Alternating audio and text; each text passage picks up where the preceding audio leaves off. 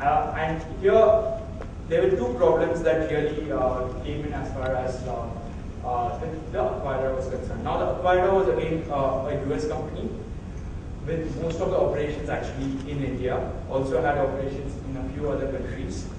And again, the Indian entities that had through ownership. Now, there were two issues that we are looking at. One was that, how do we structure the acquisition? Well, the choices available are that, okay, you just buy the target entity, or you do a piecemeal acquisition.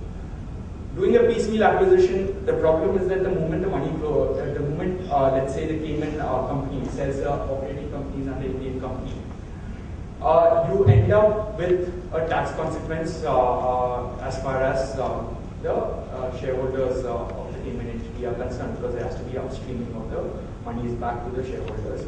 This is as if the US company directly held shares in the Indian company by treating the Cayman company and the Mauritius company both as pass-through entities, which is the traditional structure that you're usually looking at as far as US entities are concerned, or Delaware company. And this is something that is permitted both under Cayman laws as well as under the Delaware laws, where you can re-domicile a company from one jurisdiction to another. And this is where, as I was saying, like I would have a problem in a lot of other jurisdictions in doing a re-domiciliation. From a perception risk also, today, if I'm looking at a situation of buying a Cayman company holding Indian assets, versus buying a US company holding Indian assets, I'm always better off buying a US company holding Indian assets. Because again, if you and even for those who are following the Vodafone proceedings, I think more than anything else, the transactions just going around. Is this really a tax avoidance transaction? Whereas what you're really saying is that if I'm acquiring a US company, the argument is going to be simple. The shareholders are going to be paying 35% or 15% minimum taxes. So where is the question of tax avoidance when there is actually taxes being paid on the transaction? Again, a similar acquisition, except the structure is very different. We have the target, which was a US company, again, operating companies in jurisdictions, Indian companies also.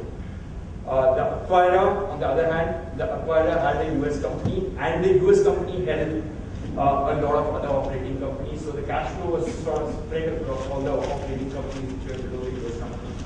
Now, in a transaction like this, what you would normally want to do is that you would either want to have a situation where the acquirer India company sets up a new US company which would then undertake the acquisition. That's what you would generally do. Or you have the acquirer Indian company directly buying the target US company. The problem was the cash flows. The cash was all lying at the operating company level. There was also another issue that the acquirer India company was primarily held by another US company. So the moment the Indian company put in any monies in the US, that would be treated as a dividend to its parent from a US tax perspective. And similarly, the problem is if any of the downstream operating entities actually undertook this acquisition using their cash, that would be treated as a dividend for the acquirer US company. So, and again, in this case, we had to sort of work around by having a separate UCO being set up by the Indian company, doing leverage financing, which is again another thing that you generally use in the structure, sort of upstreaming certain monies and then doing the acquisition. But that's what you need to think, that the fact of the matter is this would have been a very simple transaction, except for the amount of complexities that you suddenly see because of the legal system in the other jurisdiction. And those are things that you generally need to be aware of as far as cross-border M&As are concerned. Apart from that, okay, let me just touch a little bit on the... Yeah, that's why I'm saying.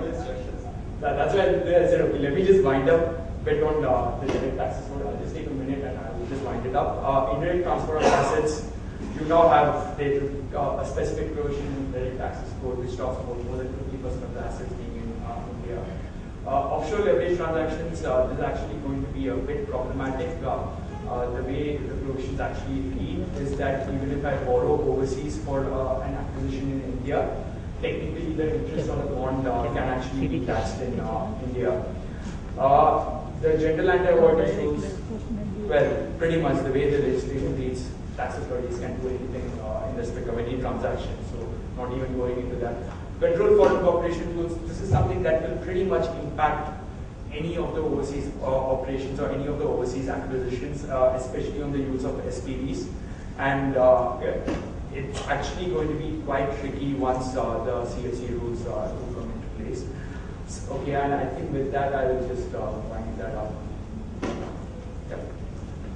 Provide is that you're supposed to do advanced ruling within 6 months. And till last year, till around September or so, the earlier chairman was actually giving him rulings quite quickly. And in fact, in one of the matters when we had gone to him, he had said that if it's an M&A transaction or if things need to be given in a quick time, they would actually consider the case and expedite it. But after that, the new chairman has come in. And there has been a lot of built-up cases over there because there was a 5-month period where there was no chairman. So a lot of advanced rulings were filed at that time. So they're still clearing out the backlog. So at least at this point in time, if you ask me, I would say that it's probably going to tend more towards a 9 to 10-month period. Though of course you do have the ability to file in an application for an expedited hearing. But I don't know whether the new chairman would actually consider that unless and until it would depend really on the facts of the case. But generally, they don't really go out of turn hearing. Any other question? Vessel should be used for as Switzerland. Switzerland is good jurisdiction again for IP and even for trading.